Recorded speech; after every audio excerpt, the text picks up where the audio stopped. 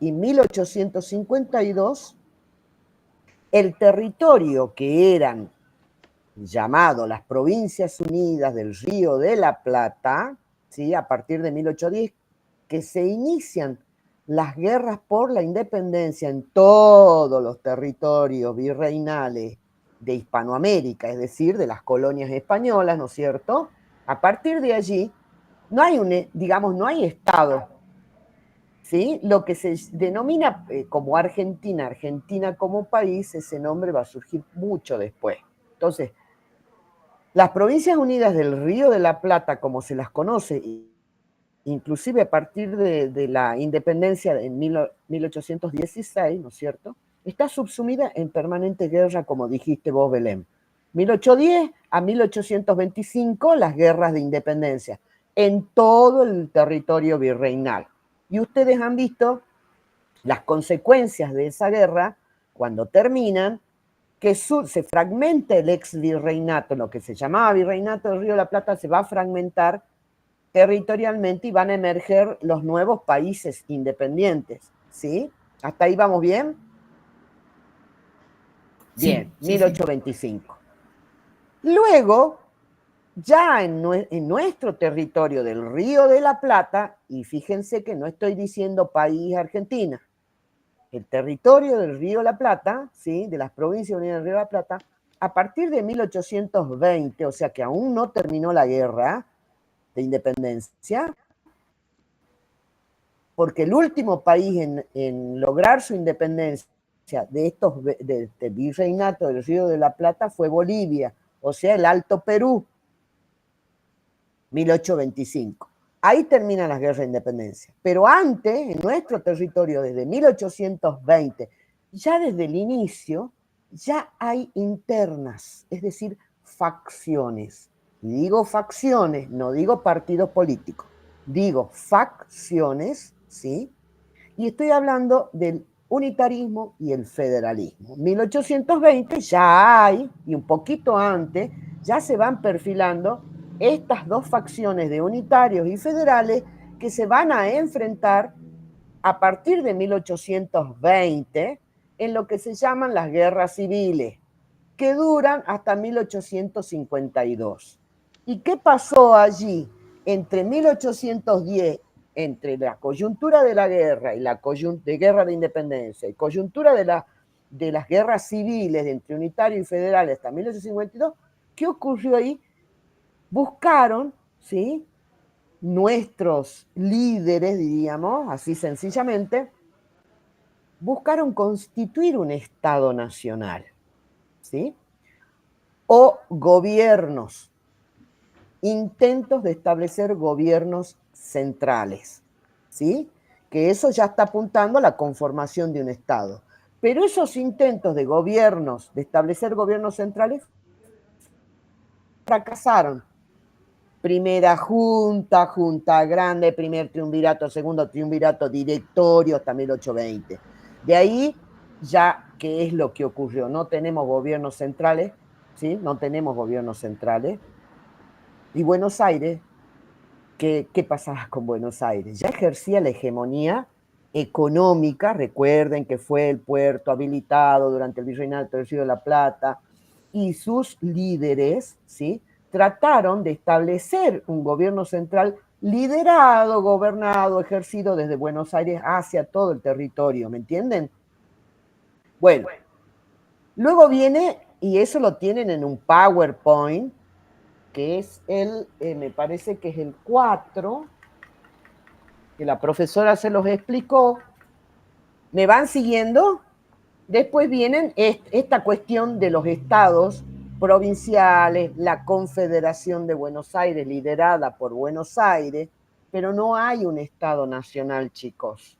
La hegemonía la va a ejercer Buenos Aires a través de Rosas, que Rosas era un gran estanciero, ¿sí? Y va a haber una confederación, es decir, una unión de provincias que van a liderar, ¿sí?, de algún modo, económicamente, porque estaba conformada por Buenos Aires, Santa Fe, Entre Ríos y Corrientes. 1834, Pacto Federal, etc. ¿Y qué es lo que va a ocurrir? Rosas se va a negar a... Rosas se niega, que es gobernador de Buenos Aires, las provincias le entregan facultades, ¿sí?, a Juan Manuel de Rosas para que estas facultades es la representación de las relaciones exteriores, es decir, de qué modo nos relacionamos con el exterior si no hay un Estado nacional. Entonces, por eso Buenos Aires ejerce la hegemonía, porque varias provincias le dan a Buenos Aires la representación de las relaciones exteriores. ¿Se entiende? No hay Estado nacional. Es Buenos Aires la que ejerce la hegemonía de algún modo, económicamente y políticamente. ¿Se entiende? Ahí va a haber un enfrentamiento entre federales y unitarios, por eso hablamos de guerras civiles, hasta que en 1852 Urquiza, que era gobernador de Entre Ríos por cuestiones económicas,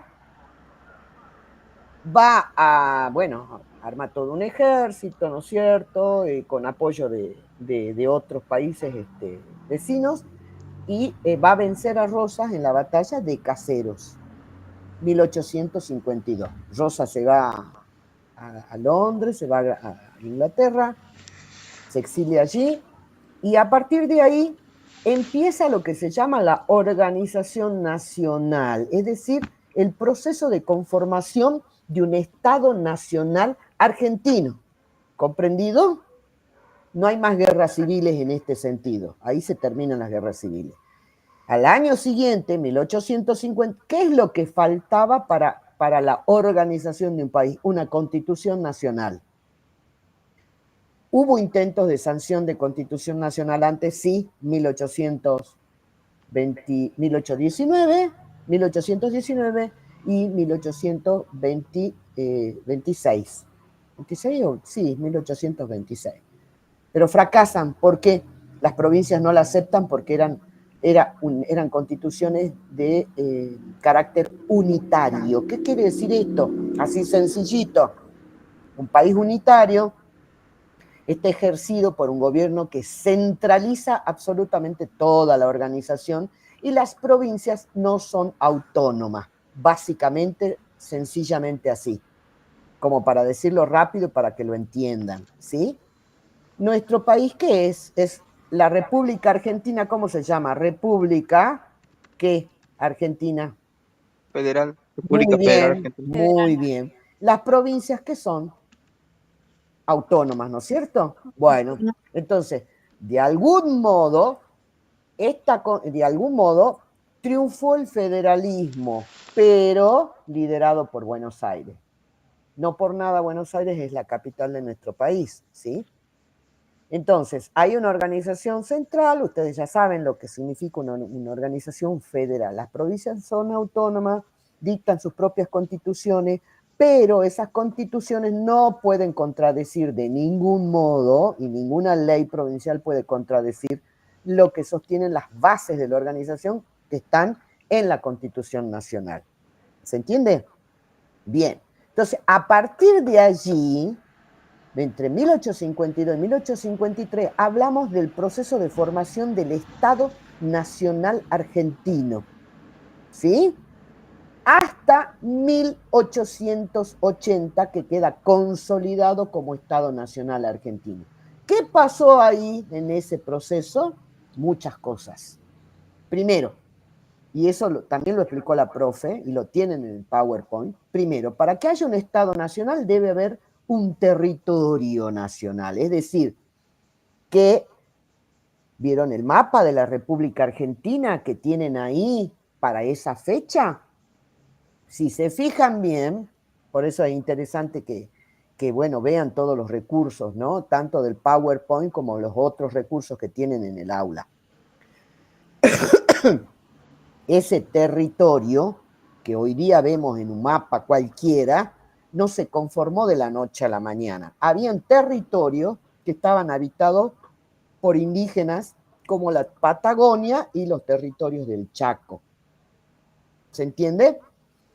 ¿Qué ocurrió en esa formación, ese proceso de formación entre 1853 y 1880 de formación del Estado Nacional Argentino?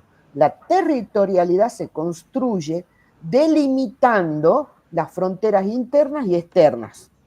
Quiero decir con esto que las autoridades nacionales tienen una jurisdicción nacional. Las autoridades provinciales tienen una jurisdicción que es provincial. De ahí los límites, tanto externos como internos. Y eso se va a ir conformando con la famosa conquista del desierto, que también la profe les explicó. La conquista del desierto, miren ustedes, desierto llamado en ese momento, bastante contradictorio, porque no era desierto, digamos. Era un apelativo para denominar a las tierras de los indígenas, en términos de lo que se concebía, la élite gobernante concebía esta cuestión de la concepción positivista, de mirar a esta sociedad como una sociedad que tenía que sí o sí atravesar el progreso, y para llegar al progreso había una dicotomía, lo que Sarmiento denominó civilización y barbarie. Los bárbaros eran los indígenas, los gauchos.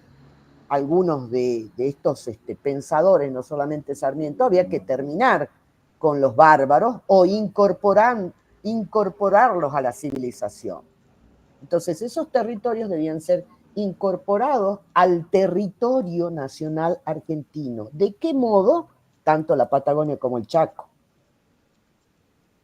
Violentamente, a través del ejército. Vos lo has dicho, Belén, en 1865 se va a conformar, inclusive va a haber una escuela de ejército, y todos los varones de 18 años, a partir de 18 años, tenían que hacer servicio militar obligatorio. Y entonces van contra los indios, la guerra al indio, por eso se llama la guerra al indio, ¿sí? Y esas tierras son incorporadas al Estado Nacional Argentino, delimitando sus límites, tanto la Patagonia como el Chaco. Pero no están integradas como provincias desde ese inicio. Son incorporados como los famosos territorios denominados territorios nacionales. Territorio nacional de la Patagonia, territorio nacional del Chaco, ¿sí? Pero ¿por qué más son incorporados? Porque era necesario para cimentar las bases de una economía agroexportadora. Y como ustedes vieron, el modelo agroexportador, uno de los principales factores de producción es la tierra. Incorporadas esas tierras al Estado Nacional, se delimitan las fronteras internas y externas y se incorporan esas tierras a la economía argentina. ¿Con qué? Si ustedes se fijan, la economía básicamente para ese periodo, recuerden un poquito antes, entre 1840 ya sobreviene lo que es el ciclo lanar, la lana de oveja, y sobre todo los territorios de la Patagonia que producen eso, el sur de La Pampa o el sur de Buenos Aires, hacia más el sur, hacia la Patagonia, ¿sí? El ciclo lanar fue un boom de esa materia prima requerida sobre todo por ¿quién? ¿Quién necesitaba lana? Gran Bretaña para exportar. exportar. Muy bien. Es una materia prima indispensable para las fábricas, ¿no es cierto? Sobre todo por ese proceso de industrialización que llevó a cabo. Entonces, ¿se entiende entonces? Luego del ciclo lanar, que va de 1840 a 1870, que es el boom, luego hay se termina ese ciclo y se inicia ya el ciclo cerealero y ganadero, digamos, ¿no? ¿Entienden? No sé si fui clara. Y como vos preguntaste, Roca, ¿qué pasaba con Roca? Y Roca va a ser, digamos, la figura máxima representativa de ese gobierno oligárquico que inicia en 1880, a pesar de que, bueno, obviamente él gobierna 6 años. Hoy un presidente de la nación, ¿cuántos años gobierna? 4. Bien, ¿por qué? Porque la Constitución no puede ser la misma, las bases son las mismas, se han ido modificando de acuerdo a la época, ¿se entiende? la última reforma constitucional de la Constitución Nacional, ¿cuándo fue? Y de ahí los 4 años de gobierno del presidente, antes eran 6. 1994. Muy bien, ¿con quién? ¿Con qué presidente? ¿Con qué presidente? Con Menem. Bien, muy bien. Bueno, muy bien, chicos. Entonces, Roca fue la figura, diríamos, primero que fue el jefe del ejército, digamos, que realizó la campaña hacia la Patagonia, ¿no? La década de 1870, y bueno, son incorporadas esas tierras. Y las tierras del Chaco, también tierras indígenas, se van a hacer entre fines de 1879 hasta 1882 aproximadamente, ¿sí? Y Roca va a ser la figura clave de ese gobierno oligárquico, de lo que se llama República Liberal Oligárquica, República también restringida, conocida entre 1880 y 1916, hasta que asume Irigoyen, que empieza ese ciclo radical que dura hasta 1930. Y Roca es una figura clave porque no solamente porque fue el jefe del ejército que llevó a cabo la campaña del desierto cuando Avellaneda, que era su predecesor, fue presidente y él el jefe del ejército. Entonces es una figura clave porque él va a ser el líder del partido político que se llamó Partido Autonomista Nacional y que sentó las bases de esos gobiernos fraudulentos, porque las elecciones eran fraudulentas, había un control de la asociación presidencial, etcétera, etcétera. Pero no entremos en detalle, estoy respondiendo a la pregunta de la compañera.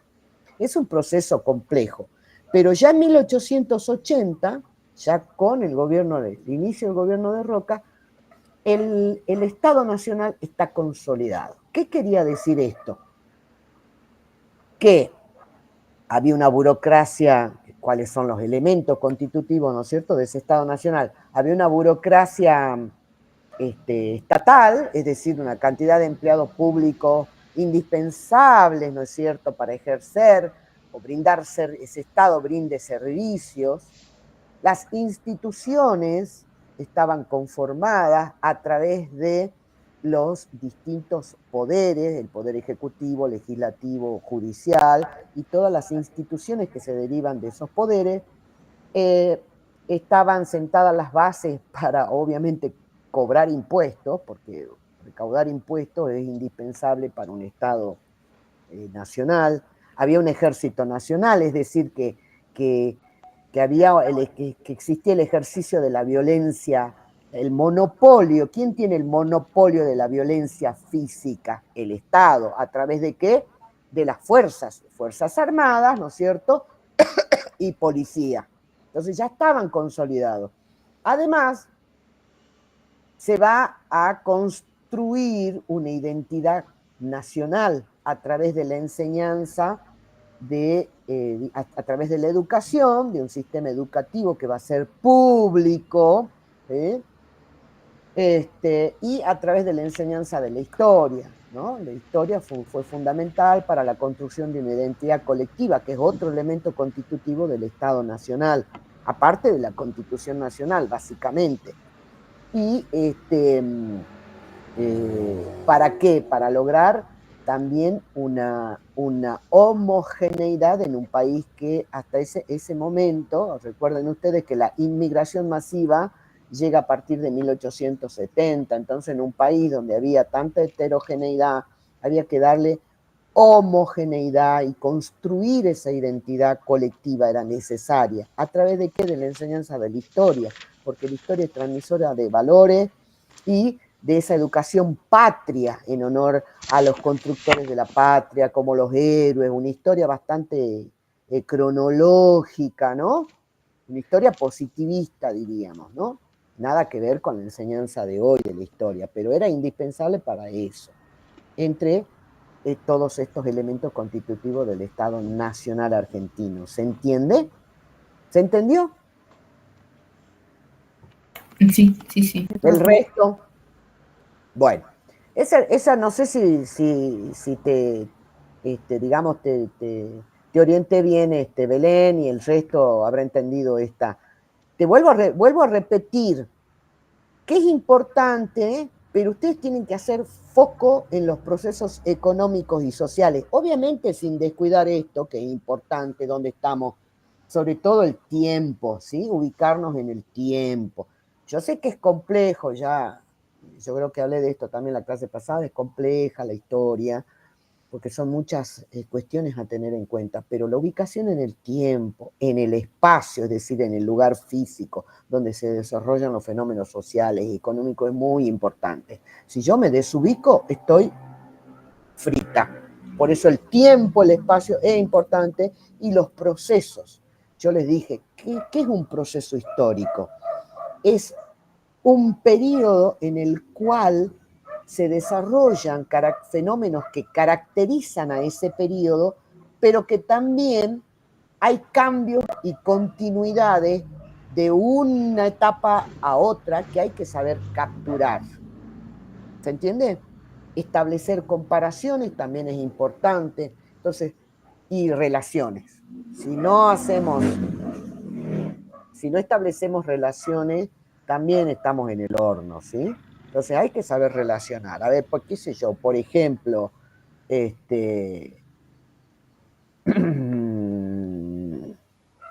yo les puedo decir así. ¿Qué relación hay entre la Segunda Revolución Industrial, el imperialismo y la Primera Guerra Mundial? Les largo esa pregunta, así muy en general. ¿Qué relación hay entre Segunda Revolución Industrial o segunda fase de la Revolución Industrial, imperialismo y Primera Guerra Mundial? ¿Qué me contestan?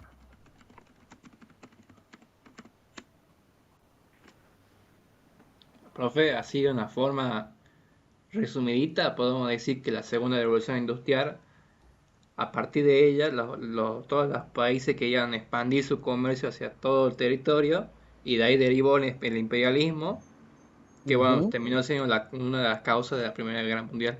Bueno, muy bien, muy bien. Es decir, muy bien lo dijiste, con pocas palabras así, muy general. Por supuesto que si uno pide esta cuestión en un examen final, estás bien orientado, pero tenés que dar argumentos, ¿no es cierto? Sí, sí, Muy obvio, bien. profe. La búsqueda de la Segunda Revolución Industrial provocó, obviamente, la búsqueda de nuevos mercados. ¿Y dónde fueron a buscar esos nuevos mercados? Y en los países del África, del Asia. Bueno, países no, porque no hablamos de países exactamente, Gustavo. Territorios, digamos, algunos tribales, inclusive con una organización tribal, regiones del África y del Asia, y también en América. No se olviden que también hice una alusión a América, aunque América hispana, América hispana ya eran países, un continente que estaba conformado por países que eran independientes. Sin embargo, hubo una presencia muy importante de este imperio informal no colonial llamado Estados Unidos. ¿Se acuerdan que eso lo mencioné en alguna clase? Y que bueno, efectivamente, ¿no es cierto? Estamos hablando de eso. Ya en la segunda revolución industrial estamos hablando de 1850. ¿Sí? Si se ubican en el tiempo hay que pensar, y América, no, América ya, los países se habían independizado de España. Y Estados Unidos declara esta declaración de Monroe, conocida como América para los americanos, le pone un freno a los europeos para que no se inmiscuyan en ningún problema político, que Estados Unidos iba a ser, digamos, el único que iba a tener el poder de intervenir. Y de ahí ese imperio informal, es decir, no es a través de este proceso de colonización que llevan a cabo los países europeos en Asia y en África. ¿Se entiende la diferencia? Entonces, ¿cómo ejercía esa dominación económica Estados Unidos? A través de préstamos, a través de intervenciones, se daba el derecho de intervenir. ¿Se acuerdan que yo hablé de eso de la intervención norteamericana, sobre todo en los países de América Central, ¿sí? El caso más típico, les di el ejemplo de Cuba, que cuando se independizó, les di el ejemplo de Cuba, les di el ejemplo de Colombia y Panamá, que eran un solo país y que como Estados Unidos necesitaba un canal, ¿no es cierto?, para controlar sus dominios económicos, diríamos, sus intereses económicos en el Caribe, en las islas del Caribe y en las del Pacífico, Hawái, por ejemplo, necesitaba un canal. ¿Y qué hizo? Instigó a los panameños para que se independizaran de los colombianos y allí, con esa independencia, ahí negoció con los panameños la construcción del canal de Panamá, que lo tuvo en concesión hasta el año 99, fueron 100 años, 1899 a 1999. Bueno, ese es un ejemplo de imperio informal, ¿no? Distinto a este imperialismo colonial que ejercieron, por ejemplo, Gran Bretaña en la India. La India fue una colonia, ¿sí?, de Gran Bretaña, hasta que surgió el líder. ¿Quién fue el líder? Hindú, que a través de su revolución no violenta y pacífica logró la independencia de India, de Gran Bretaña. Gandhi es profesora. Muy bien, Mahatma Gandhi. Bueno, ¿se entendió esa diferencia? A pesar de que, bueno, no vamos a ahondar vamos a hilar tan fino. A nosotros nos interesa que ustedes los procesos, que los sepan caracterizar, que sepan diferenciar, que sepan relacionar una temática con otra. Por lo menos así como lo dijo Gustavo, que está perfecto lo que dijo, la idea la tiene clara. Bueno, ahora si les preguntamos algo al respecto, hay que dar argumentos sobre eso, ¿no es cierto?, para poder demostrar que manejan bien los procesos. Bien. Bueno, ¿vamos bien? ¿O están aburridos? Che, estoy preguntando, contesten. No, vamos bien, profe. Bueno, a ver, por ejemplo, tiro un tema, vamos por el primer tema. Ahí la profesora que hizo la profe Ceci, en el primer PowerPoint que les dio de la unidad 1, les hizo un listado de palabras clave que deben manejar. Que algunas de esas, por ejemplo, no es que le vamos a preguntar así, las preguntas van en ese sentido: explique tal cosa, caracterice, identifique. A ver, por ejemplo, ¿no?, ya que mencionamos la segunda revolución, compare los factores tecnológicos de la primera y segunda revolución industrial. Puede ser una pregunta. Ahí tienen en un PowerPoint, en la segunda fase de la revolución industrial, tienen ahí una comparación.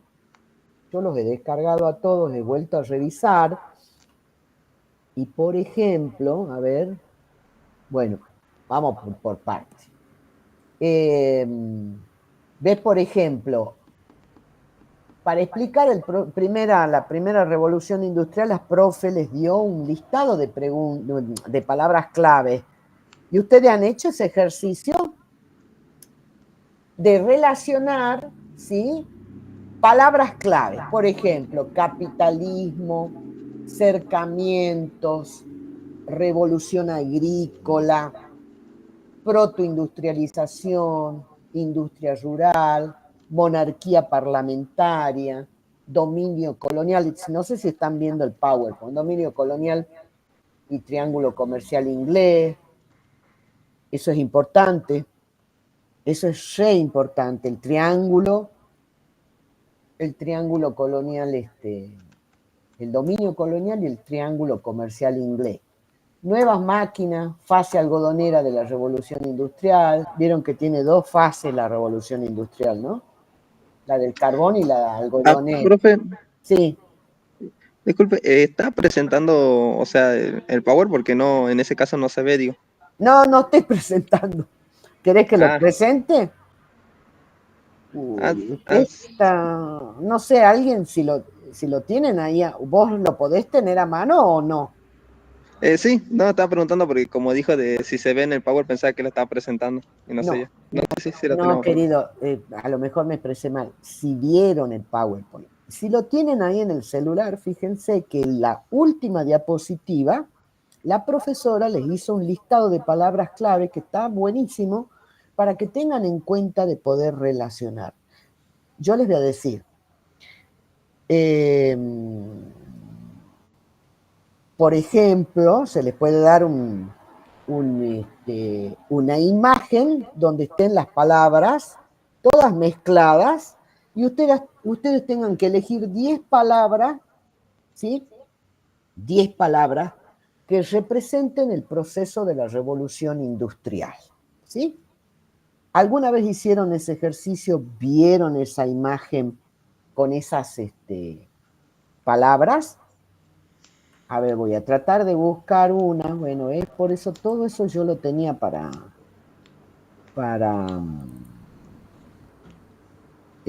mostrarles. A ver.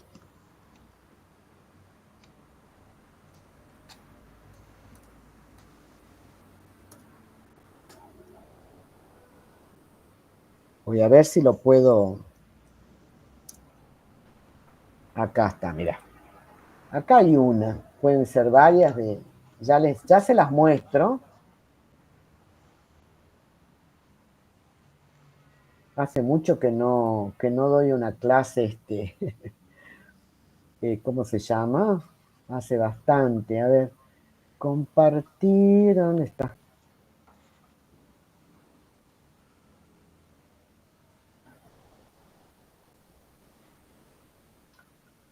¿Y dónde está? Ah, acá está.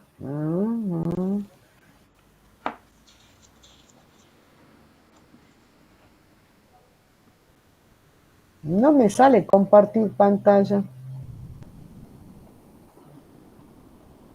¿Ves? Ah, no, acá. Ya encontré. A ver si lo ven, ¿no?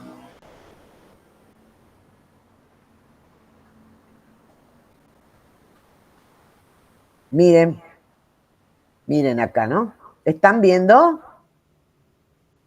¿Se puede ver o no? Sí. A ver, Sí, se ve, profe. pucha, pero no. No. Yo quería otra cosa. Esperen, ¿no? Que voy a. Esperen un cachito que les voy a. ¿Cómo es? Voy a compartir la imagen solamente esta. Voy a ver.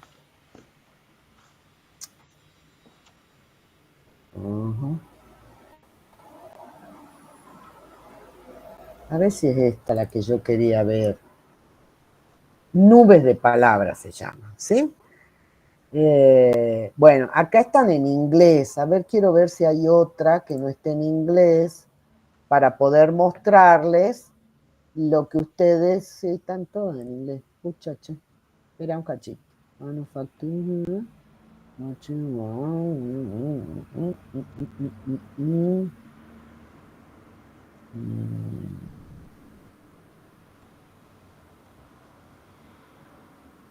Bueno, parece que no. A ver, voy a desarrollar esto. Industrial. Bueno, yo les muestro, y aunque esté en inglés, porque si no vamos a demorar más, entonces, ahí sí. Ahora vuelvo y les comparto.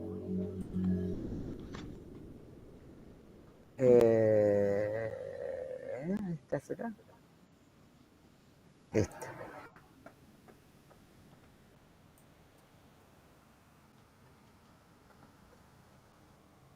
Bueno, por ejemplo, pucha, ¿y ahora? ¿Por qué no puedo? ¿Por qué no puedo ¿Por qué no puedo? A ver. Bueno, no importa. A ver, vamos a ver si lo puedo. ¿Ves? No puedo bajarlo. A ver. Esperen un cachito. A ver si puedo compartir mejor. A ver, ahí está. Pareciera que ahí va. Aunque esté en inglés, pero no importa. Me van siguiendo, ¿no? ¿No se han dormido? Sí, sí le vamos siguiendo, profe. Bueno, mire. Por ejemplo, ¿no? Obviamente que no en color. La impresión será en blanco y negro. En algunos casos hemos tomado un ejercicio como esto. Están viendo, ¿no? Está en inglés, pero es revolución industrial. Y hay muchas palabras alrededor, ¿sí? Que pueden ser correctas o incorrectas. Qué sé yo, si dice primera revolución industrial y acá dice segunda guerra mundial, qué sé yo, estamos hablando de la primera revolución, ¿no? Y dice segunda revolución, segunda guerra mundial, dice, qué sé yo, crisis del 29, son incorrectos, no están íntimamente relacionadas con la revolución industrial, ¿entienden? Pueden haber, digamos, palabras claves como esa, incorrectas como correctas, ¿se entiende? Y ustedes lo que tienen que hacer es poner en un círculo las correctas, las que se relacionan con la revolución industrial, por decirles, qué sé yo, a ver, cercamientos, capitalismo, esta otra palabra que les dio la profesora, proletariado, tesis gradualista, Profe, revolución agrícola. Espera un cachito, ya voy a terminar. Revolución agrícola. Y después tienen revolución rusa, Segunda Guerra Mundial, crisis de 1929, Primera Guerra Mundial. Esas son incorrectas, ¿verdad? No están íntimamente relacionadas con la primera revolución industrial. Entonces ustedes tienen que marcar con un círculo las palabras que se relacionan con la primera revolución industrial, ¿sí? Y dejar de lado, obviamente, las. Y con esas palabras, ¿sí? Elegir alguna o dos, les podemos decir eso, elijan dos y explique su relación. ¿Comprenden? Ese puede ser un ejercicio para que ustedes, digamos, si ustedes han sabido relacionar, si tienen claro los procesos, obviamente que en el ejercicio les va a ir bien. ¿Entendido? Chicos, ¿me entendieron o no? sí, profesor. Sí, Bueno, sí. sí, ¿qué ibas a preguntar, Matías, creo? No sé quién, y yo No. te dije, espera un cachito. Sí. Iba a ser un ejemplo, porque ahí, por ejemplo, está la palabra de trabajo infantil y ese iría más correspondiente a lo del segundo, la segunda revolución. No, no. O, No, acordate que la primera revolución industrial, la extracción del carbón, usaban mano de obra de niños, acordate. sí, sí, Y hemos visto, justamente conmigo han visto en la clase práctica varias fuentes que hablan de los niños y niñas que trabajaban y cómo la mortalidad infantil la tasa de mortalidad infantil era altísima. Acordate del médico ese que va y visita una fábrica, que dice cómo pueden trabajar así en esas condiciones, que los olores, una humedad terrible, un calor tremendo, que afectaba todo eso la salud, obviamente. Y acordate, y todos los recursos que tienen ahí en el aula virtual, los videos son muy, son recursos muy importantes porque ayudan a la comprensión, ampliar un poco más el panorama, decir, bueno, mirá, qué bárbaro, cómo vivían, qué hacían los niños, las mujeres, etc. sí, ahí ya me acabo de leer lo que tenía y me confundí, Claro, porque ya en el acordate. segundo ya habían controles ya con respecto. Sí, no dejan, digamos, acá la mano de obra de mujeres y niños era muy importante. Una por esta cuestión de por qué usaban, digamos, a los niños, ¿no? Niños de cortísima edad, Y porque, bueno, ahí hay fotos inclusive que se ven como los niños entran en los túneles, ¿no? Para la extracción del carbón. Niñas, las mujeres, y aparte, ¿por qué? Porque, porque se les paga, acordate que era una mano de obra, ¿ves? En los túneles, bueno, ahí dice el compañero, porque, ¿cómo es? Eran, reducían mucho los costos los dueños de la fábrica, porque les pagaban mucho menos a los niños y a las mujeres. Y cómo vi las condiciones de vida y todo eso analizamos en el práctico, acordate. Bueno, ¿qué más? No iba a agregar que con respecto a eso de lo de los niños, me acuerdo de que también lo utilizaban por el hecho de que habían como tipo orfanatos, que eran para los chicos, pero en realidad lo usaban de mano de obra después.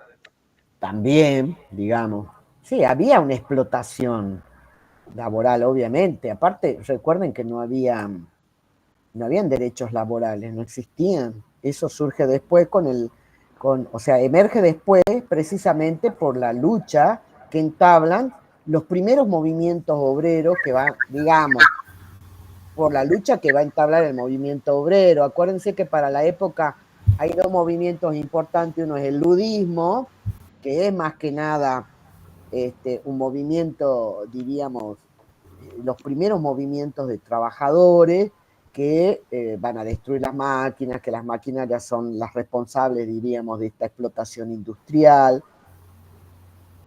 Entonces, espera, Daniel, ya te contesto.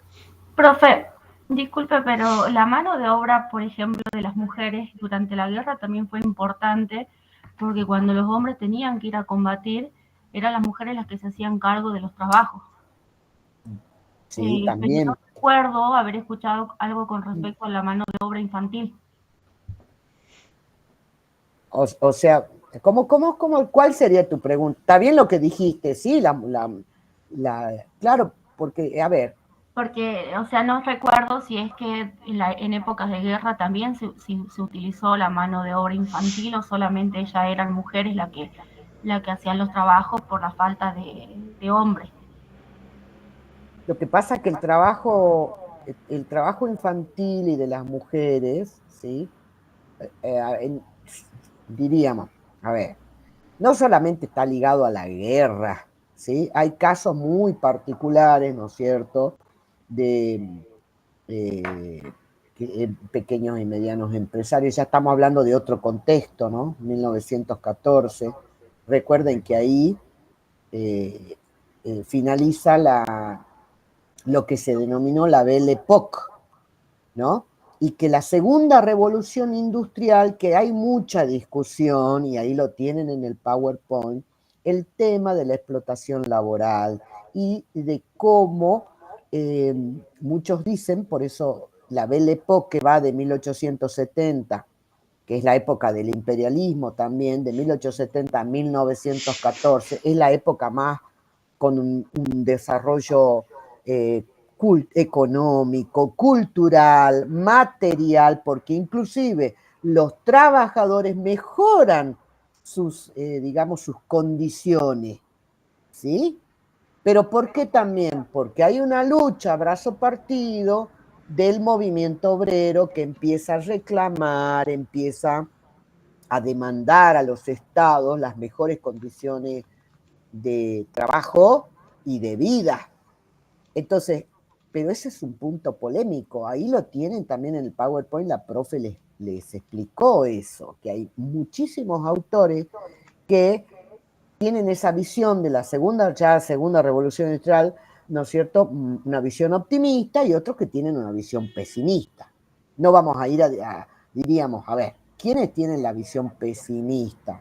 Y bueno, un Marx que sentó las bases, digamos, de el socialismo científico. Marx, Engels, ¿sí? Bueno, el mismo Hobsbawm es un historiador marxista, pero de la línea neomarxista, que no trata, digamos, a ver, supera esa visión determinista que tuvo el marxismo ligada a la cuestión económica. Erich Hobsbawm es marxista, pero no está atado a esa visión estrictamente económica como en sus orígenes la teoría marxista la planteó, ¿sí? Por eso es un historiador tan reconocido a nivel mundial, Eric Hobsbawm. Estamos hablando de este autor que ustedes leyeron para el trabajo práctico 1. No sé si te aclaré, Paola. Obviamente que las mujeres y los obviamente que las mujeres, bueno, en casos muy particulares, uno puede ver inclusive en los documentales qué pasó con las mujeres y la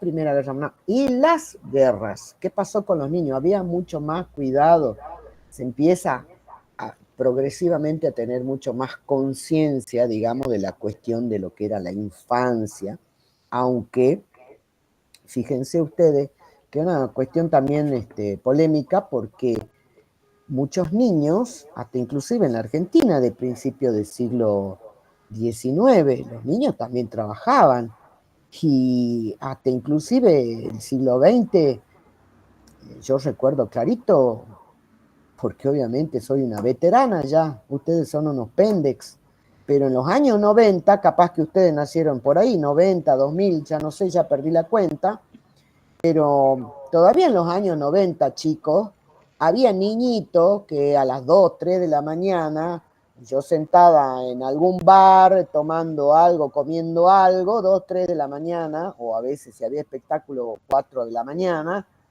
pasaban niñitos vendiendo diarios. Estamos hablando de ahora, de 1990. Después, todo esto va superándose por convenciones internacionales de los derechos del niño, de los menores, por suerte. Entonces si vos ves un niño trabajando, y hay mucha gente que todavía ve, por ejemplo, en la cuestión de la explotación del tabaco o del mismo azúcar, ya se ve con malos ojos, pero ahí hay una tradición familiar muy fuerte. Los niños trabajan con sus padres porque los ayudan y demás. En el mismo norte, chicos, los niños que son pastores, que las maestras, ¿no es cierto?, los docentes sobre todo se quejan mucho de eso, y que lamentablemente esas cuestiones no se pueden, digamos, cortar, por decirte, o prohibir ya, por una cuestión muy de tradición familiar, de raigambre muy fuerte, y una corriente andina muy, muy arraigada, digamos, en la cuestión de lo que es el trabajo, ¿sí? De la familia. Pero bueno, ya creo que me estoy yendo por la rama. Pero esa cuestión va a ir mejorando, diríamos, ¿no? La explotación infantil y todo eso, porque bueno, después de estas guerras y el surgimiento de convenciones internacionales y de asociaciones a nivel internacional, qué sé yo, UNESCO, por decirle, que surge después de la Segunda Guerra Mundial, a posteriori, va a defender todo esto, ¿no? Es decir, iba a prohibir el trabajo, la explotación infantil, y luego van a ir surgiendo otras convenciones internacionales que van a ir prohibiendo el trabajo infantil, en este caso, ¿no? Es, casi en estos, bueno, uno ve con ojos de hoy, chicos, estamos en el siglo XXI, cómo trabajaban esos niñitos, y vos decís, te horroriza, porque no te entra en la cabeza, porque vos has nacido, ustedes han nacido con otra concepción, ¿o no? Bueno, Sí, profe. bueno, entonces, volviendo a la temática, bueno, dejo de compartir, ¿sí? Pero más o menos, esa sería, digamos, una cuestión. Yo de tonta no he abierto desde acá los PowerPoint, tengo dos, la computadora esta que tiene la cámara, que es la notebook, y esta otra en donde estoy mirando Pero vayan viendo eso para la clase esta de consulta, que roguemos que sea presencial, pero vayan mirando cosas y digan, bueno, profe, como ahora, que estoy convencida de que no han leído todo, porque les faltará, estoy convencida, pero como ahora tenemos esta instancia, bueno, la aprovechemos. ¿Les parece? Profe, disculpe, Sí. ¿nos puede contar sobre el parcial? ¿Cuántos puntos son? ¿Cuál es el criterio de Sí. corrección también? Mira, generalmente yo les voy a lo primero que les voy a decir, yo ya he hecho el listado de los temas, que son las unidades que ustedes tienen en los planes de clase, unidad 1, 2, 3, 4, con sus respectivas bibliografías obligatorias, para que ustedes focalicen su estudio allí. Esto que me dice la compañera, la primera que preguntó, que fue Belén, que el texto de Miguel obviamente ayuda, por supuesto, porque ahí lo tienen inclusive en la cartilla y en la biblioteca. Hay puntos, hay, hay autores en los que tienen que puntualizar más, ¿sí? Entonces, ya está, yo ya lo hice, se lo mandé a la profe Ceci para que lo chequee, y seguramente hoy se los voy a subir. En la pestaña parciales ustedes van a tener temas y bibliografía, temario y bibliografía obligatoria para el primer parcial. Ese es uno. Segundo, las preguntas, ¿sí? Generalmente hacemos, diríamos, una pregunta que tiene que ver con estos grandes temas, por eso estamos revisando la revolución industrial y, por ejemplo, obviamente ligada al trabajo práctico, o sea, la cuestión de la clase teórica y la cuestión del práctico. ¿Qué te voy a decir? Por ejemplo, esto de elija dos factores que hicieron posible esta pregunta que está centrada en el texto de Giuliani. ¿Por qué fue en Inglaterra la primera revolución industrial y por qué fue en el siglo XVIII? Es decir, ¿por qué no fue en Francia? ¿Por qué no fue en, no sé, en Alemania? ¿Por qué se dio la revolución industrial, la primera, en Inglaterra y no en otro país?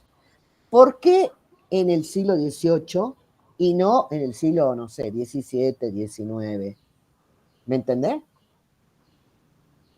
Y eso, brinde argumento, explique algunos de los factores, elija dos factores, vieron que tienen varios factores que, digamos, son las condiciones que reunió Inglaterra para que esa revolución se dé ahí y en ese siglo y no en otro lugar, ni en otro siglo, ni en otro periodo.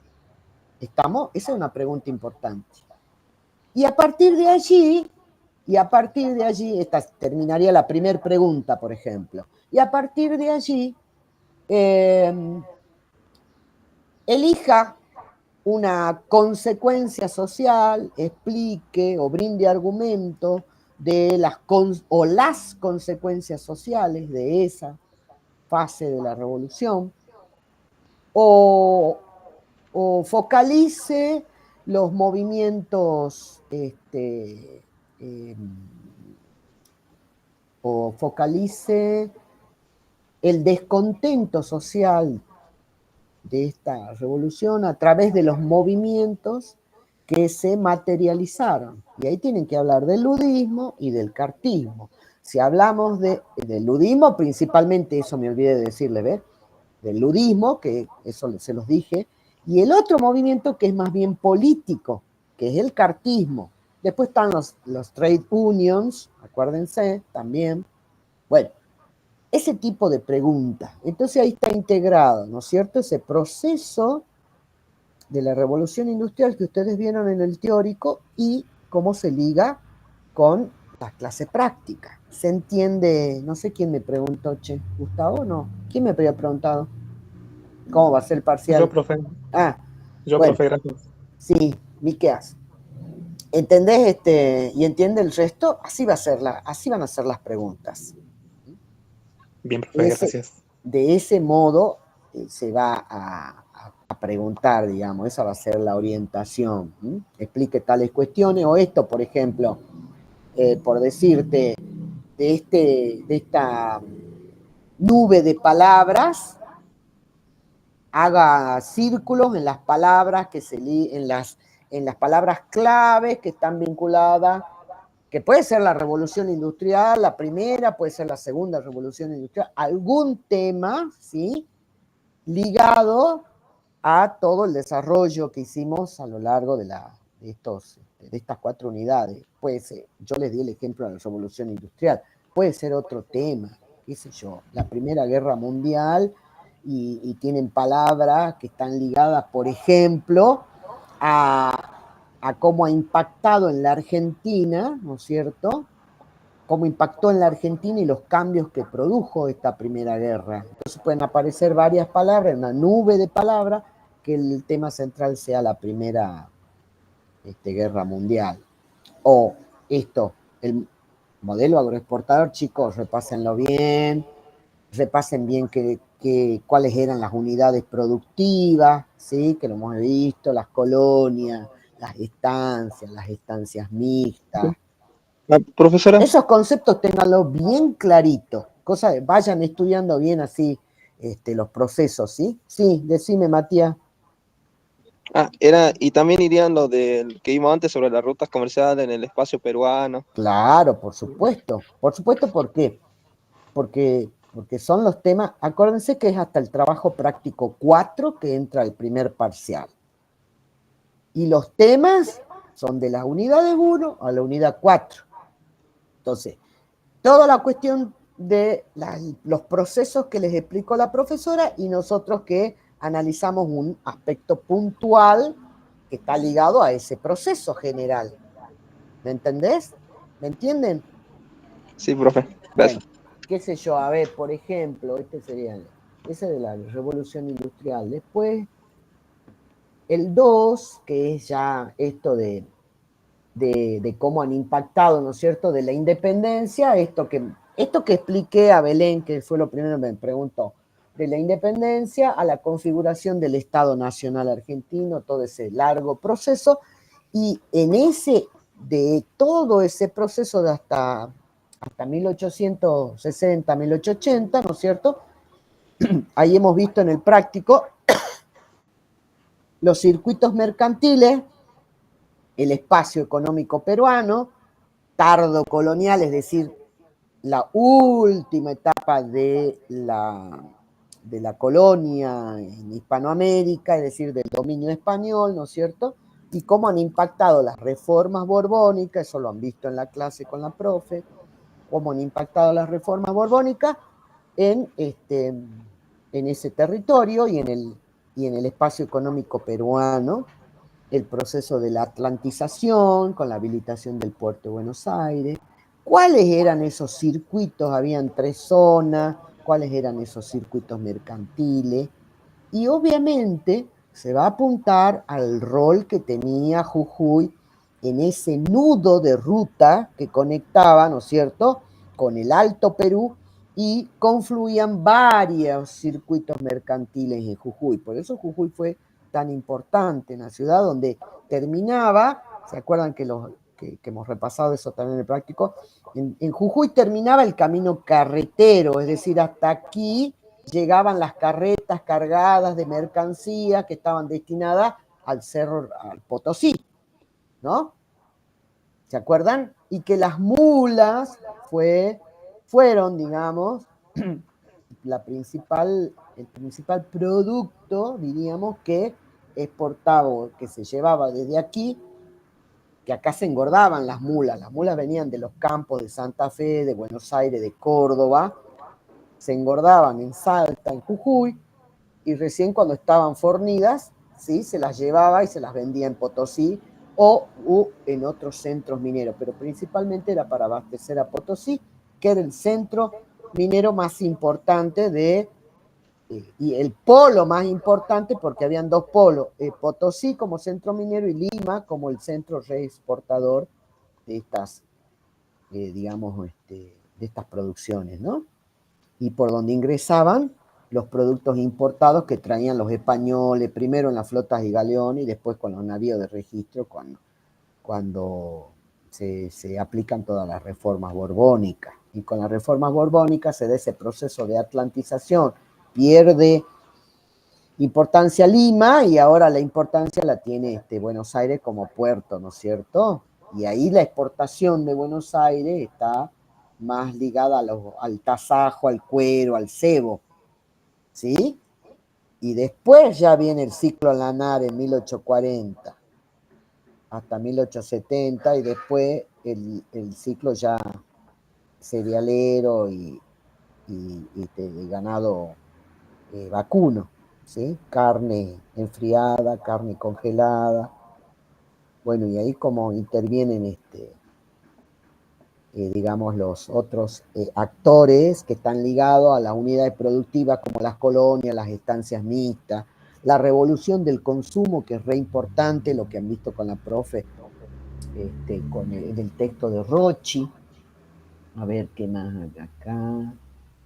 El ciclo lanar termina esa unidad y ya nosotros hemos visto los circuitos mercantiles. O sea, cualquiera de esas cuestiones de esa unidad 2 se puede preguntar en función de esto, diríamos, ¿no? De, qué sé yo. Bueno, en función de lo que les acabo de explicar. ¿Se entendió eso, chicos? Después ustedes vean qué cosas tienen más flojas, ¿no? Bueno, por ejemplo, a ver, esta sería de la unidad 2, de la unidad 3, inclusive en el PowerPoint ya tienen ahí la bibliografía obligatoria, ¿no? Bueno, qué sé yo, a ver, por ejemplo, ahí tienen, es lo que les digo yo, uno puede preguntarles, compare, ¿no es cierto? En la primera revolución y la segunda revolución industrial, las fuentes de energía, los principales sectores, las características. Ahí hay un cuadro que tienen ahí. Por eso les digo, es importante que en la medida que vayan leyendo los textos obligatorios, vayan viendo los PowerPoint, vayan viendo los recursos que tienen en el aula, vayan revisando los videos, los mapas, todo para tener más claro. Cada unidad tiene sus propios recursos y son importantes, chicos. Los videos que yo ya les he dicho eso, los videos y todos los recursos no son de cualquier página, son de páginas académicas con intervención de historiadores muy importantes y reconocidos a nivel nacional y a nivel mundial. Es decir, no es cualquiera y están muy sencillos, están de manera muy sencilla. Bueno, por ejemplo eso, la cuestión del imperialismo, porque las crisis, ¿no es cierto? Ustedes también han visto esa cuestión de las crisis, la crisis de 1873 y 1893, del 96, que es una crisis de rentabilidad. Bueno, revisen esas cuestiones porque son importantes. ¿Y cuál era la salida? ¿Cómo superar esa crisis? A través del proteccionismo, a través de la concentración económica, a través de esa revolución tecnológica, la organización científica del trabajo, el taylorismo, el fordismo. El imperialismo fue una forma, digamos, ¿no?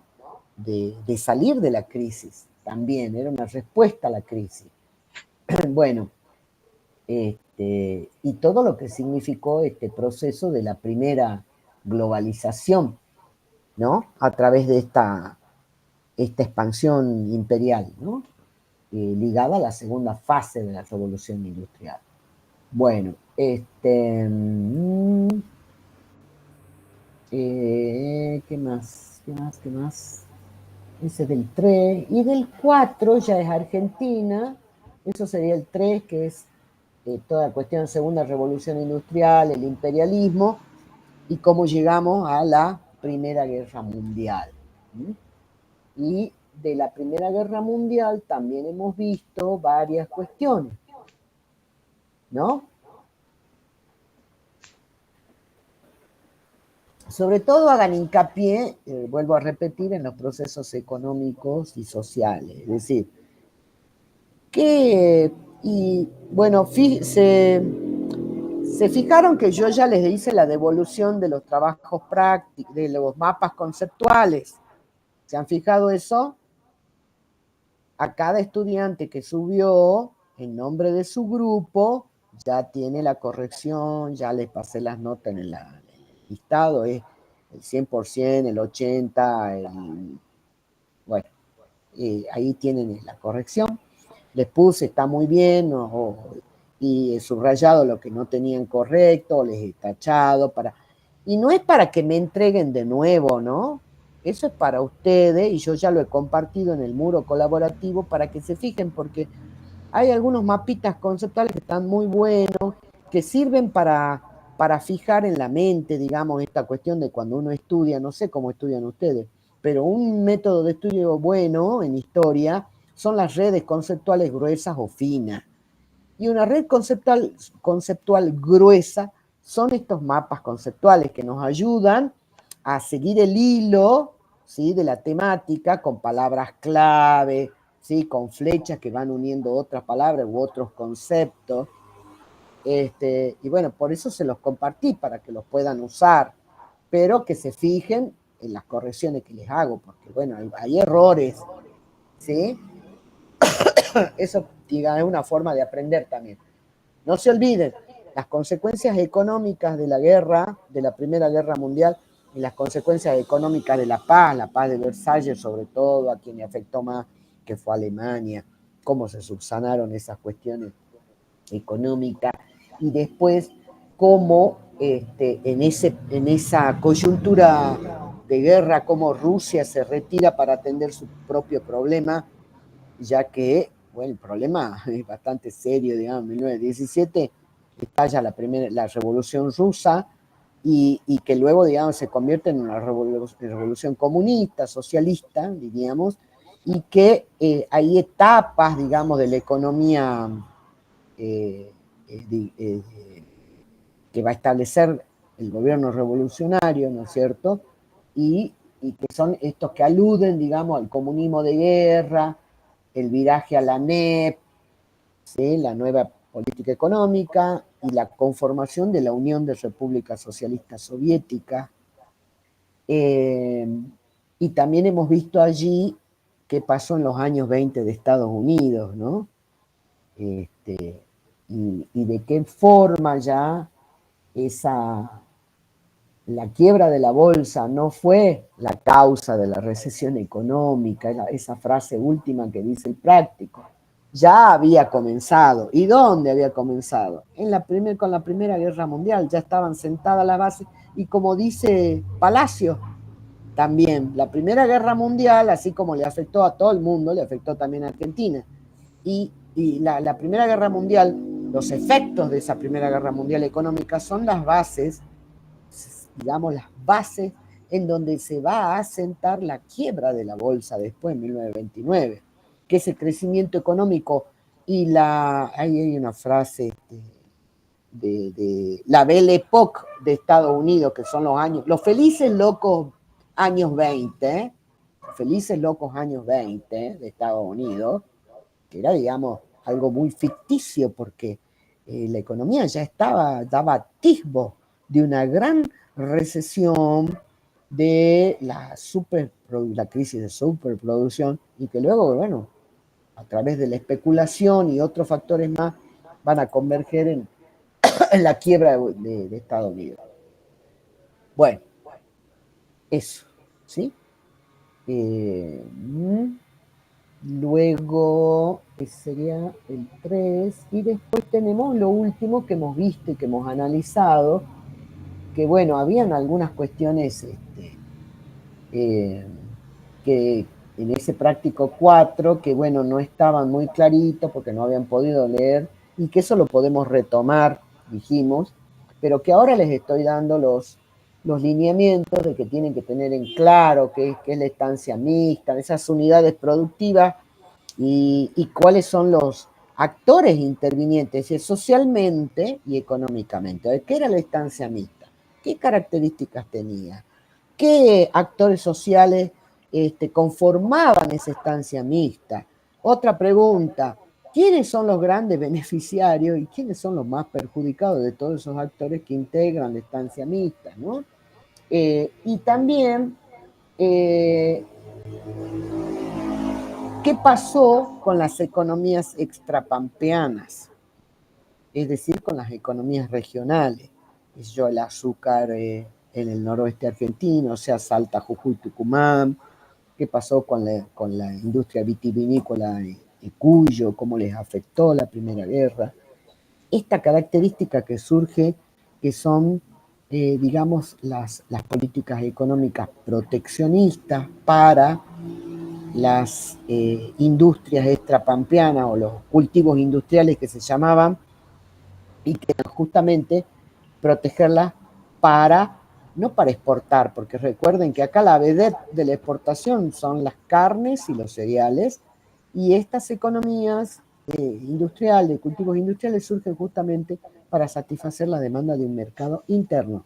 Solo un lapso muy cortito, digamos, por ejemplo, la industria del azúcar que se exportaba a países latinoamericanos, pero por un muy corto lapso.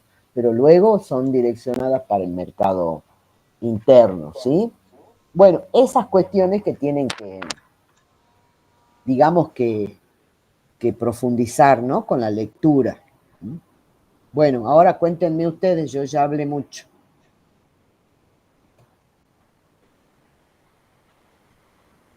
Los escucho. Cuéntenme ustedes qué otras dudas tienen, a qué podemos apuntar, les quedó claro más o menos cómo va a ser el parcial. Generalmente se toman 5 preguntas. ¿Sí? ¿Me están escuchando? Che, como no prenden la cámara, no Sí, sé profe. si se están o han dejado ahí su nombre y su apellido y se han ido a dormir la siesta, no sé. No, no, estamos Bueno. anotando los tips que nos dan. Bueno, esa es una cuestión importante. Y respecto de los criterios de evaluación, generalmente lo que ponemos en los parciales abajo de las consignas les ponemos los criterios de evaluación. Si la pregunta, por ejemplo, si no responde, y hay una puntuación ahí, digamos, muy particular. Si no responde la pregunta, 0 puntos. Si responde, pero como que una idea confusa, bueno, es otro puntaje. Si responde bien, pero le faltan algunos criterios, qué sé yo, tiene tantos puntos. Si relaciona bien, si expresa con claridad, tiene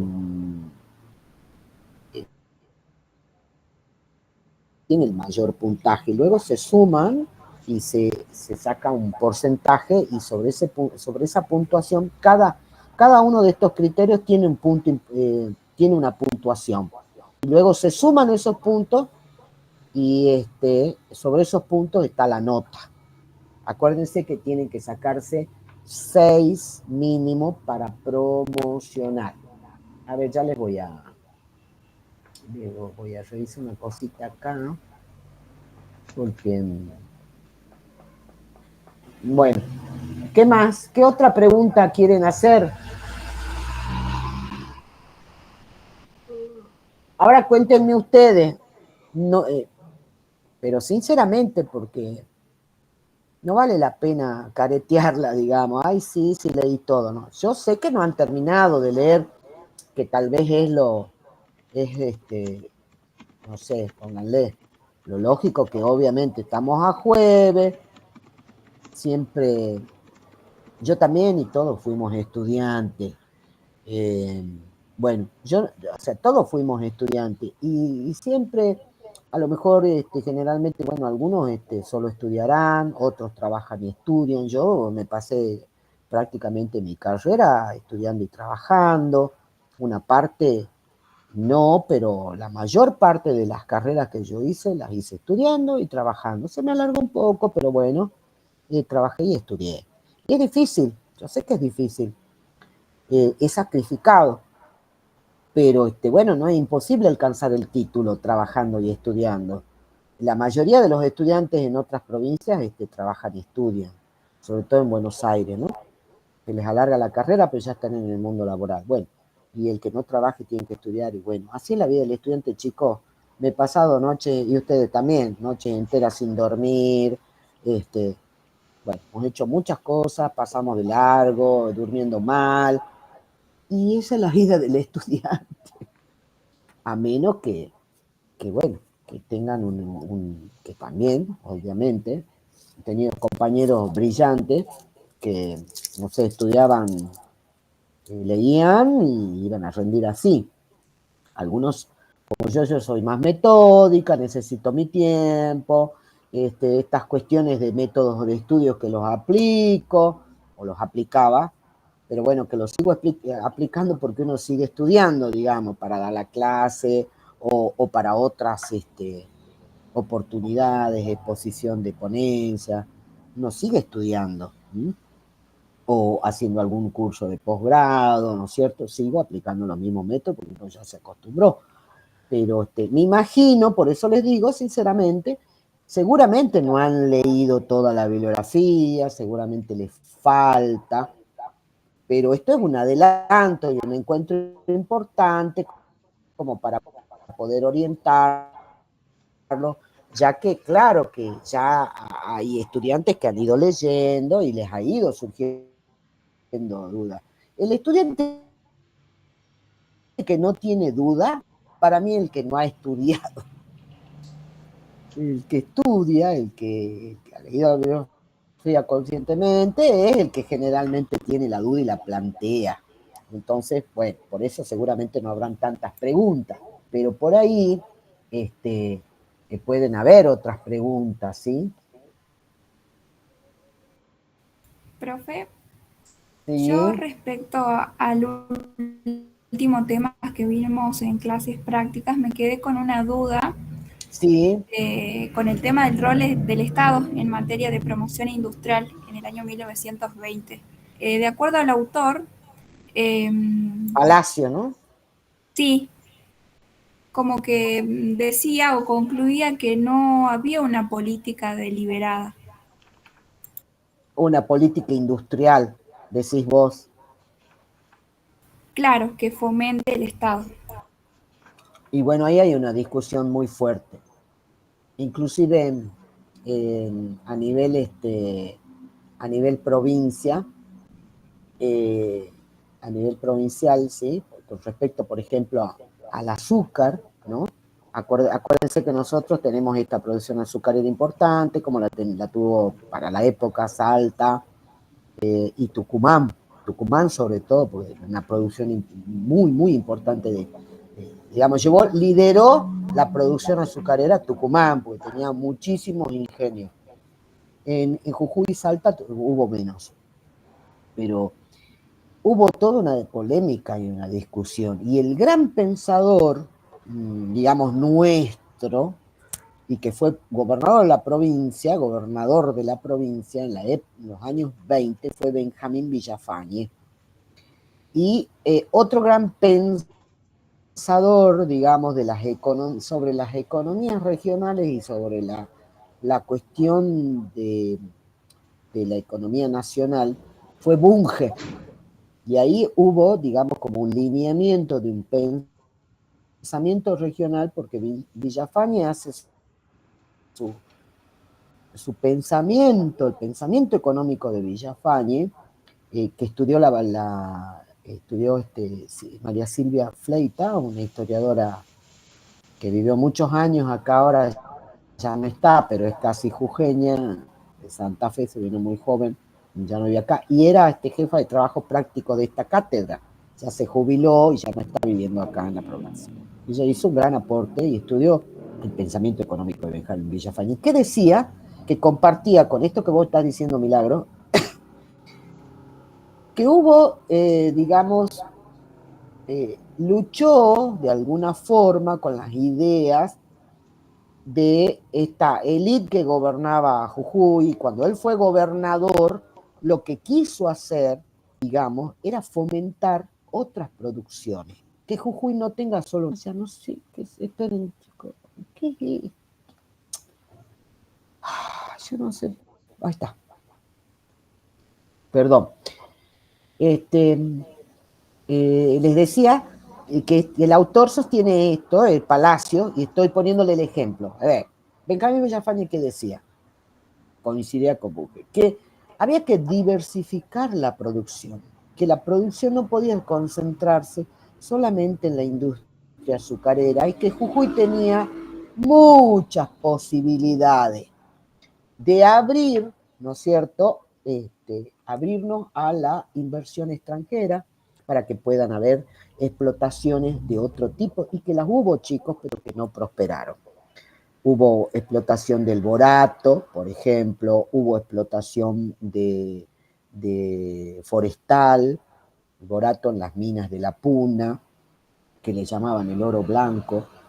Después hubo explotación maderera en los valles subtropicales, pero que no prosperaron. ¿Por qué? Porque no teníamos, y a esto punto, que a pesar de las políticas, digamos, proteccionistas, que en realidad beneficiaron, pero beneficiaron a un tipo de producción, la azucarera, y que no beneficiaron a otras, que podrían haberse diversificado, y que Jujuy no solo su economía girara en torno al azúcar, ¿se entiende?, sino a otras producciones, pero no pudieron prosperar. Esto se lo digo así muy simplemente, no pudieron prosperar porque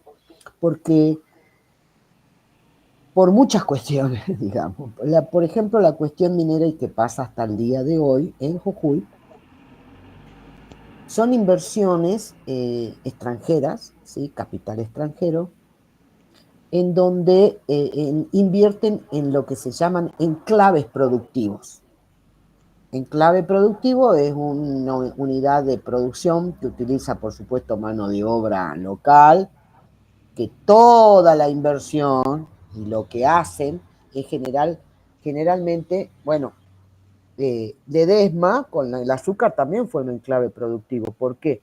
Estoy dando el ejemplo de Ledesma, estoy dando el ejemplo, qué sé yo, de una de las mineras de Argentine Timberline and Company, que eran capitales belgas y alemanes, que vinieron a invertir en el borato. Lo pescó justo la Primera Guerra Mundial. Y ¿qué pasa con los enclaves productivos? Que son lugares donde invierten capital extranjero, invierten en todo, construyen en este caso, todas las instalaciones, las herramientas necesarias para la extracción del mineral, hasta inclusive construyen viviendas para los obreros, construyen escuelas, construyen hospitales, construyen todo un pueblo. Y si hay, digamos, mientras la coyuntura internacional sea favorable, esos enclaves productivos prosperan. Pero cuando las coyunturas internacionales no son favorables, esos emporios no prosperan. ¿Y qué hacen? No prosperan porque no les conviene, porque no son redituables, entonces se retiran y se van. Pasó esto hace poquito nomás, no sé si recuerdan, el año pasado, el anteaño pasado, con Mina Pirquita, y así sigue sucediendo. ¿Se entiende lo que digo? Y dejan pueblos fantasmas, porque esos pueblos se crearon en torno a un tipo de producción, ¿me entienden?, que vienen de afuera, invierten, pero como ustedes saben o deben saber, que esos capitales, mientras tengan rentabilidad, la empresa tenga rentabilidad, siguen. Si no tienen rentabilidad y ya no les conviene, se retiran, se van, y se van a otro país, invierten en otro país donde, o no, directamente vuelven a su país de origen, o buscan otros países que les reditúe mayores ganancias. ¿Comprenden lo que digo? Bueno, en ese sentido es lo que está diciendo el autor Palacios, ¿sí? Que obviamente hubo políticas proteccionistas, pero que no apuntaron a un proceso de industrialización que diversifique, pero recuerden también que diversifique la producción. Pero recuerden también que estamos dentro de un modelo agroexportador, y yo algo que les dije, acá estamos hablando de una etapa que va de 1880 a 1930, donde está tenemos un modelo agroexportador de país que es el motor de la economía. Todas las industrias que surgieron complementan a este modelo agroexportador, son complementarias. Hubo una política industrialista, y lo que dice Bunge y lo que dice el ejemplo que te di de Benjamín Villafañe, no, ellos criticaban justamente al gobierno central esta cuestión que no hubo una política de desarrollo industrial, no se favoreció a la industria cuando, de acuerdo a ese pensamiento, estaban dadas las circunstancias. ¿Me entendés, Milagros? Creo que me preguntaste. Sí, profe. Y a eso, Sí, está, yo a le eso está pregunto. apuntando Palacio cuando revisa estos conceptos. Y que claramente, obviamente, se trata de políticas nacionales. Todo se trata de orientar una política como hoy, por ejemplo. La política de hoy económica no hay nada que ver, diríamos, ¿no? Ahí ustedes tienen que pensar eso también. A ver, ¿cómo es la política hoy? ¿A qué está apuntando? ¿A qué sectores de la economía argentina se está beneficiando? Y claramente, tanto el gobierno oligárquico de 1880 a 1916 como los radicales del 16 al 30 y favorecieron a una clase social que fue, digamos, a los grandes terratenientes. Porque si bien cambiaron los gobiernos, el modelo siguió siendo el mismo y benefició a estos sectores que por supuesto no tenían intención, los terratenientes tenían intención de seguir, digamos, y sobre todo los estancieros, que son los que protagonizan el crecimiento económico, se siguieron favoreciendo porque hubo un modelo que lo sostuvo, y no solo el modelo lo sostuvo una política de Estado.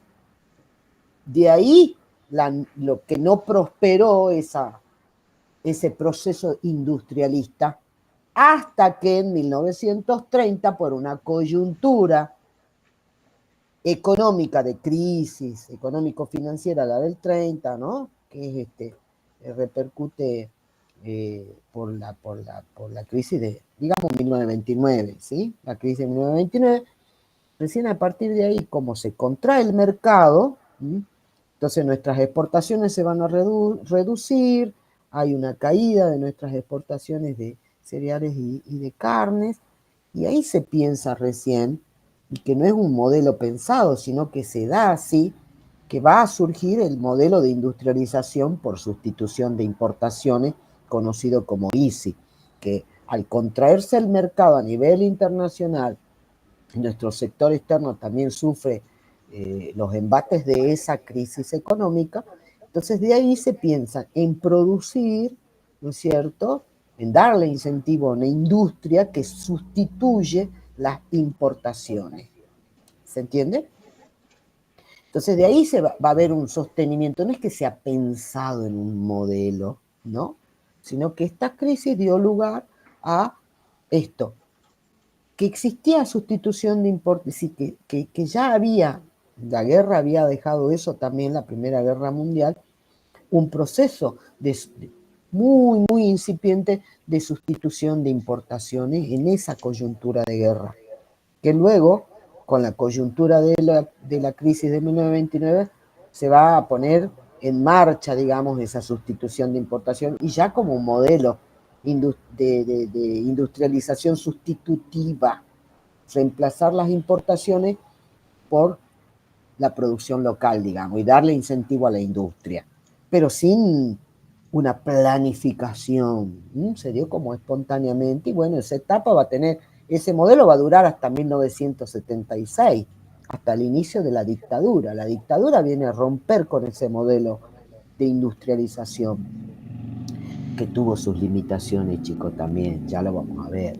¿Por qué? Nunca fuimos un país digamos, que potencia la industrialización argentina, nuestro país sí, pero con muchas limitaciones. Nunca tuvimos la limitación. ¿Cuál fue? Primero, crisis de balanza de pagos recurrentes, y en segundo lugar, nunca tuvimos una industrialización en términos de insumos básicos, como bienes de capital, es decir, maquinaria, herramienta, muy, muy poco, y solo destinada a la producción agropecuaria. que sigue teniendo peso y que hasta el día de hoy se está discutiendo si seguimos con este modelo o la industrialización, es muy discutido. Bueno, no sé si te aclaré o te confundí más. No, profe, me aclaró. Milagro. Bueno, Gracias. bueno, vamos cerrando ya. ¿Quieren la rueda? A ver, ¿quién más quisiera consultar?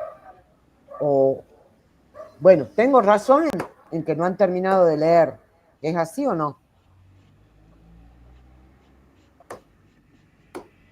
Che, le estoy preguntando, conteste a alguien. Encima no prende ni la cámara. No terminaron de leer. ¿Sí, Carlos? ¿Terminaste de leer o no? ¿O me estás dando la razón? Bueno, entonces vamos a hacer lo siguiente. Vuelvo a repetir, el martes es nuestro día. Así que es asueto. ¿Ustedes qué prefieren? ¿Lunes o miércoles? La clase de consulta. El horario sería la mañana.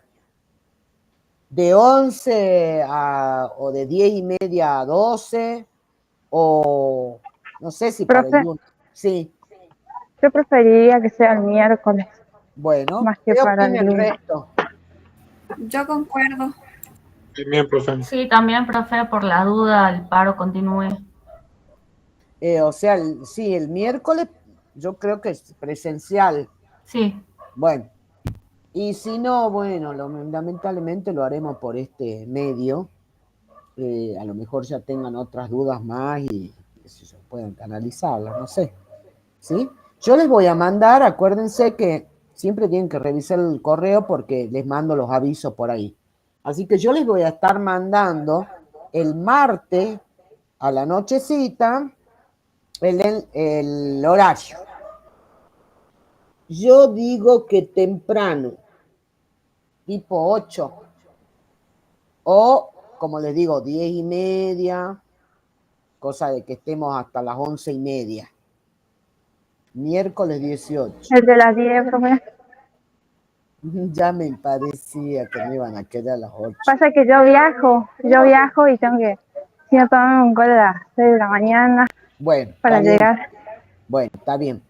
Bueno, si llegara a continuar el paro, y bueno, lo hacemos por acá. ¿Sí? Eso lo vamos a saber el martes, así que mejor esperen hasta el martes que yo les diga, bueno, miren, lo hacemos presencial, pregunto en qué aula puede ser, y les digo, los espero en tal aula, 10:30. 10:30, cosa que estemos hasta las 11:30, 12, una hora. Así que traten de hacer este ejercicio que les dije, tratar de comparar, tratar de establecer relaciones, de mirar focalizar en los procesos económicos y sociales, teniendo en cuenta la coyuntura política, pero mucho peso en la economía y en la sociedad, ¿sí? En los cambios, sobre todo. ¿Estamos, chicos?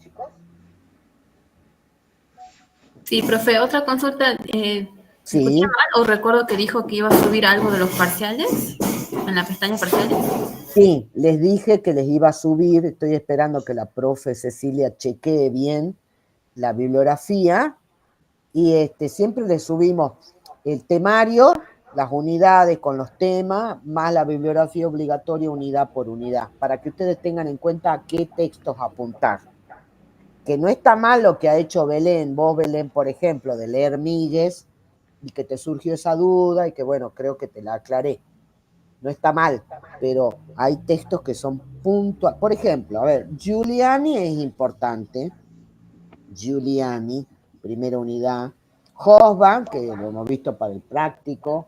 Después tienen Canales Silly, que también hace ahí un análisis muy importante de la cuestión social y la revolución industrial. Esos tres, y creo que hay otro más. Bueno,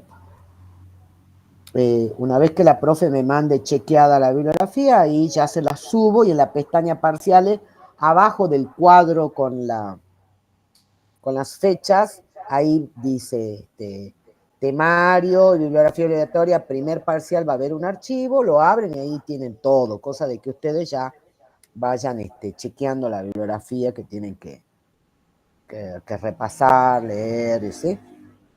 Eso. Bueno, Bien, profe. ¿alguna otra pregunta para cerrar ya? ¿Ninguna? Bueno, nos vemos, chicos, entonces. Espero que les haya servido la clase. Siempre viene bien una orientación, sacarse algunas dudas. No hay que desaprovechar estas oportunidades. Ah, esperen, no se vayan, ¿eh? Me han puesto todos hola, ¿no? Ay, a ver, esperen un cachito.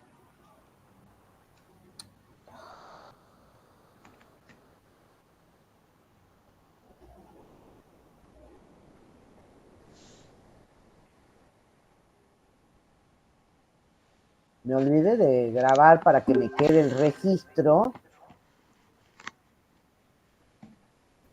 No, para que me quede el registro de la asistencia. No es para bajarle la nota. Esta clase era de revisión y me parece que han estado la mayoría. Y bueno, eso me queda a mí grabado como para corroborar que han estado, diríamos, ¿no? Bueno, ¿algo más, chicos? Si no, nos despedimos y nos vemos. Acuérdense que el martes, en el transcurso del día, les voy a estar mandando la clase de consulta. Bueno, veamos hasta el martes qué pasa. Ojalá podamos encontrarnos, que es mejor, digo, ¿no? Para hacer anotaciones, palabras, qué sé yo. Nos vemos. Esperen hasta el martes. Chau, chau. Chao, profe, hasta luego. Hasta luego. Hasta luego. Gracias. Chao, profe, hasta luego. Buen fin de estudio, che. Nos vemos. Y buen día, profe, para el martes. Dale. Chao. Gracias. Chao, profe.